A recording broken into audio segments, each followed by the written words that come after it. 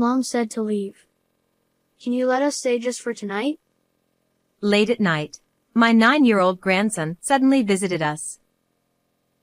I rushed to open the door, and found him in bare feet, with blood oozing from his toes. Moreover, he was tightly holding the hand of his 4-year-old sister, tears streaming down her face. "Did you two really walk here all by yourselves?" They nodded, and I hurriedly let them into the house. However, when my husband woke up, he was furious. Absolutely not. The terrifying expression on his face made the grandchildren burst into tears, leaving me bewildered. They should have been allowed to stay for just one night. After that, I couldn't believe my eyes at the action my husband took.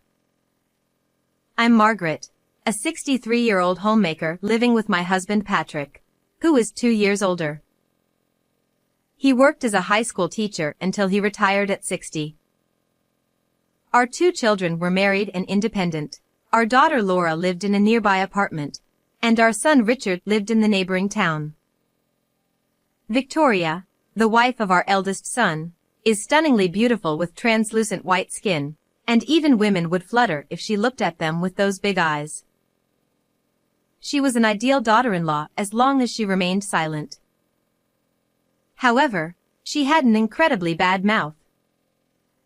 Everyone wonders why a woman of my caliber would marry a man like him. Huh?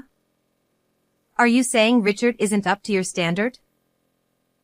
Well, he works for a top-tier company and earns a decent income, but let's be honest, he's not that good-looking. But I'm not that picky, so he's lucky, I guess. I couldn't help but feel very angry when she spoke ill of my own son. Who do you think you are? I wanted to say, but I held my tongue because I didn't want to argue. However, my husband couldn't stay silent. Richard sure married quite an impressive wife, didn't he?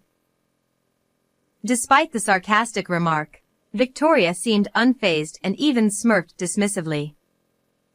Richard, in response, could only manage a wry smile. Victoria is too good for me. Seeing this, I imagined that my kind-hearted son must be facing some challenges in his marriage. However, despite their differences, they had a child together. Daniel, our first grandchild, strongly resembled his mother with a remarkably beautiful face. Personality-wise, he took after Richard, being very kind, a perfect blend of his parents' best qualities. I looked forward to Richard occasionally bringing Daniel over to our house. Victoria rarely visited, but I thought it might be the best for both of us. Then, we also welcomed a granddaughter, Emily, born 5 years after Daniel. She was an adorable girl with fair skin, chubby cheeks, and round eyes. However, when I visited my son's home to celebrate her birth, Victoria disdainfully glared at the newborn. Daniel takes after me and is beautiful, but why is this one so chubby and ugly? Who does she even resemble? She's not cute at all. You're a mother. Don't say such a thing. She's perfectly cute just as she is. I can say whatever I want to my own child. Are you trying to start trouble with me? Well, I won't lose to an old hag like you. As my husband heard this exchange beside me, his expression quickly changed. I could tell he was about to shout in my defense, so I hurriedly intervened. Instead, it was our son who raised his voice in anger. Victoria, enough. Mom and Dad came here to celebrate. There's a limit to how rude you can be. Oh, how unusual for you to stand up to me. Quite interesting. She glared sharply at Richard, seeming ready to strike, so I quickly relented. I'm sorry. Victoria, you've just given birth and it's a stressful time. I shouldn't have said that. I apologize. Please forgive me. Exactly. You shouldn't have said anything. You could have just sent a money gift instead of coming all the way here. Victoria's demeanor was consistently lacking in manners, but I couldn't say anything further. Because of incidents like these, we grew distant afterward. However, despite this, Richard continued to bring Daniel and Emily over to us regularly. It made us happy to see our adorable grandchildren, but there were still some concerns on my mind. Daniel was bright and talkative, but Emily, even at the ages of 3 and 4, showed hardly any signs of speaking. Furthermore, her fair skin had turned extremely dark from sunburn, and her hands were rough and dry. When I asked Richard about it, Victoria said Emily loved playing in the garden. That said, the condition of our granddaughter's skin was extremely concerning. One day, our family was struck by tragedy. My son Richard suddenly passed away. He fell from the stairs of a pedestrian bridge during his commute and was transported by ambulance. After being transported to the hospital, he received intensive treatment, but unfortunately, he didn't make it. I was in such shock that I couldn't even stand up. Richard, you poor thing. It must have been painful. Daddy, Daddy. What's wrong? Wake up. Wake up. Daniel cried uncontrollably, while Emily remained expressionless, biting her lip. Victoria, without shedding a tear, continued to fiddle with her phone. Looking back now, it was indeed a peculiar scene, but at that moment, I was overwhelmed with grief and unable to pay attention to anything else. My husband received our son's old and worn-out bag from the paramedics, found beneath the pedestrian bridge. It was a bag I had bought for him when he started working. He's been saving and working hard for the family. Thinking this made everything even harder to bear. The wake and funeral were mainly organized by our daughter's husband and were carried out smoothly. I spent the time in a daze at home. It was the day after the funeral. In the middle of the night, the intercom rang. Wondering what was happening, I looked at the camera and saw Daniel's face, biting his lips. I hurriedly opened the door and let him in. Holding back his tears, Daniel managed to speak in a strained voice. Mom told us to leave. Can you let us stay just for tonight? My grandson was barefoot, and there was blood oozing from his toes. Did you two walk here all by yourselves? The grandchildren nodded, but it was a 10-minute drive from the neighboring town. While 9-year-old Daniel might manage to walk, Emily was only 4 years old. Besides, it was the middle of the night. They must have been terrified. When I let them into the living room, my husband had also awakened, so I consulted him about Daniel's request to stay just for the night. Grandpa, we'll leave tomorrow, please. Absolutely not. Upon seeing my husband's furrowed brow and fearful expression, the grandchildren burst into tears, and I was wide-eyed with surprise. Can't we at least let them stay for one night? I began to plead, but my husband hugged the grandchildren tightly, sobbing uncontrollably. Even during our son's funeral, he held back tears. We've been married for 30 years, yet this was the first time I had seen my husband cry like this. Don't say just for today. Stay here forever. Poor you. I realized his feelings with those words, and I couldn't stop crying. Later, I asked the grandchildren what had happened, and what they shared was shocking. Victoria, who was supposed to be a homemaker, was often out during the day, leaving the children at home alone. Even when she was home, she would frequently scold and roughly push Emily around for various reasons.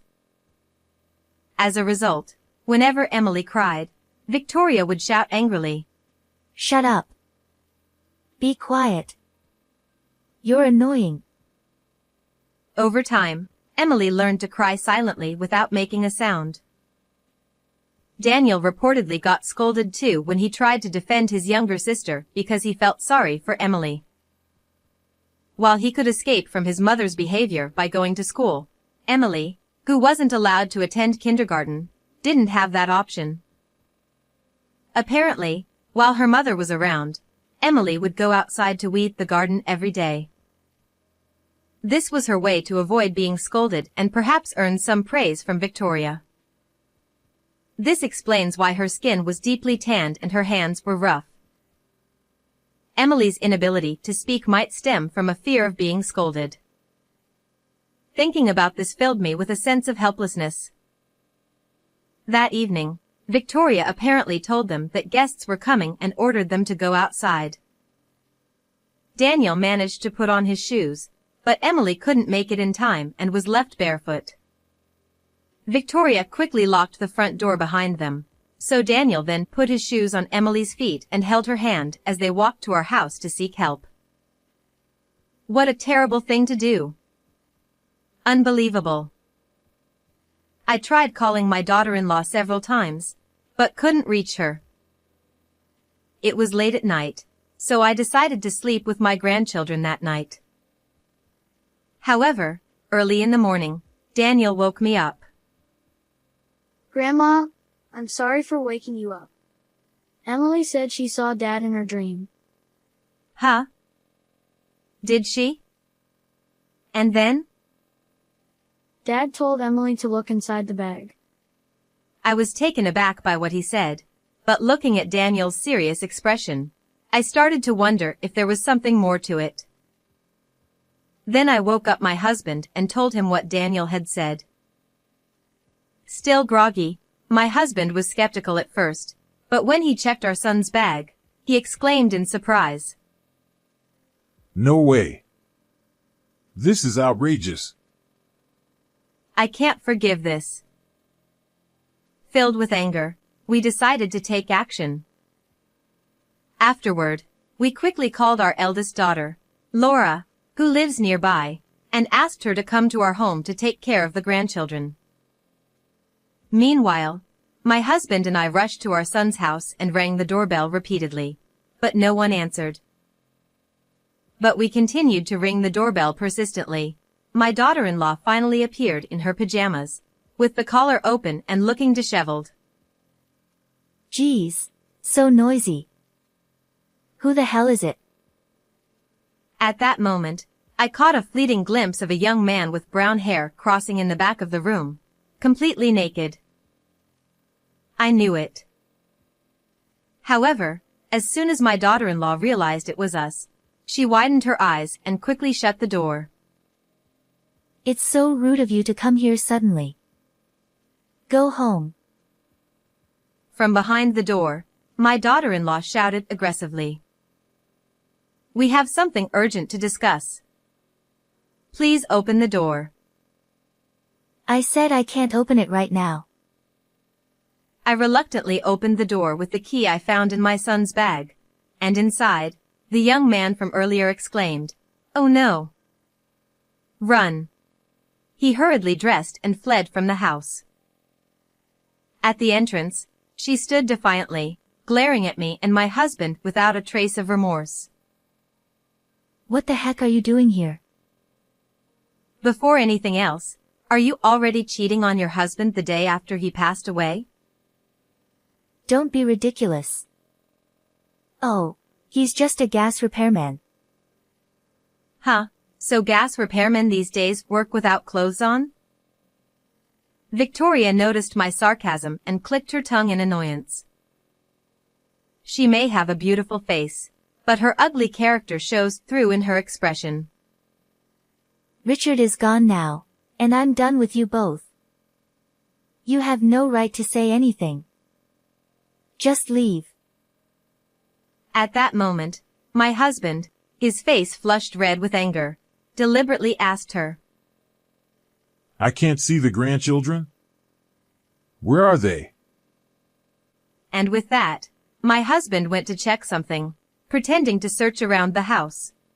Victoria seemed momentarily at a loss for words, but then she immediately started shouting angrily at me. They went to a friend's house. What's wrong with that?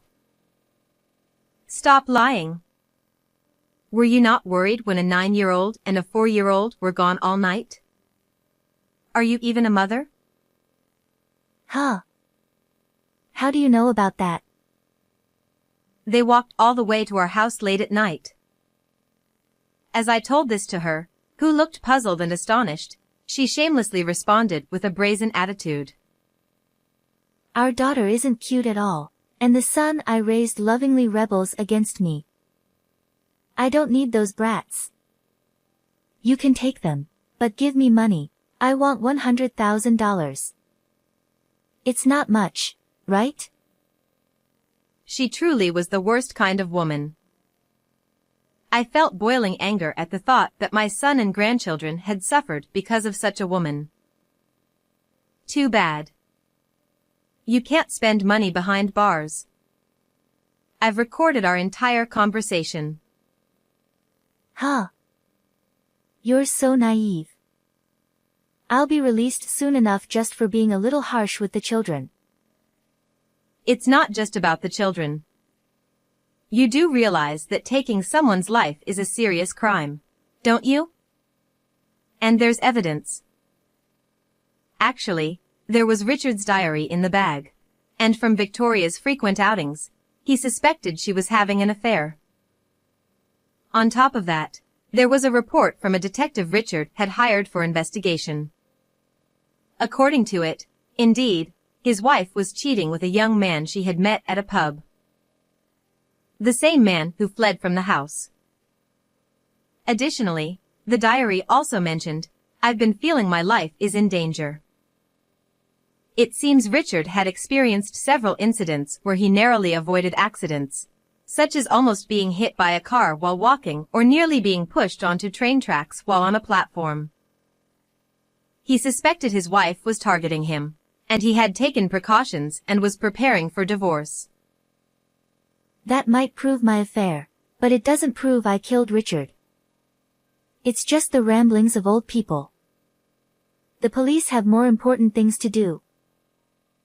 Can you still say that after hearing this? As I argued with Victoria, my husband appeared holding a surveillance camera he had found. The day before Richard passed away, he had installed a surveillance camera in the living room, as noted in his diary. Upon playing the recording, there was a conversation between his wife and the young man. It went well this time. I pushed your husband hard down the stairs. Thank you. Now we'll get a hefty life insurance payout. Victoria turned pale, her lips trembling uncontrollably. I just said that as a joke. How far can you go with your lies? I'll bring all the evidence to the police and request a reinvestigation. Your affair partner might spill everything about you during questioning. But... Oh, by the way, Laura mentioned something like this. The place where Richard fell is a busy pedestrian bridge, and many cars nowadays have cameras installed. Laura suggested spreading the word on social media to see if there were any witnesses at that time. Victoria's eyes widened, and she looked visibly shaken, placing a hand over her mouth. However, she quickly changed her tone and began to apologize. I'm sorry. I was threatened by that man. I'll give you half of the $100,000 life insurance payout if you overlook this. Excuse me? You're not the beneficiary. That can't be true. We made each other beneficiaries when we got married. I told her that according to Richard's diary, the beneficiary had been changed from her to Daniel already. Richard had set up a trust system that allowed his children to receive the benefits once they reached a certain age, regardless of their current age. That's ridiculous. It was a plan to get a large sum of money. She collapsed on the spot, crying and screaming like a child, utterly miserable. We watched her coldly in silence. Afterward, both were arrested. Taking someone's life is a serious crime, and they are unlikely to be free for a long time. Even if they were to leave prison, no one would want anything to do with them. Currently, my grandchildren live with me. In fact, my daughter and her husband also live with us, supporting us, and they lovingly care for the two children as if they were their own. Emily, who used to be quiet, has started to open up and gradually began to talk more. I am determined to stay strong and see these children's happiness through until the end.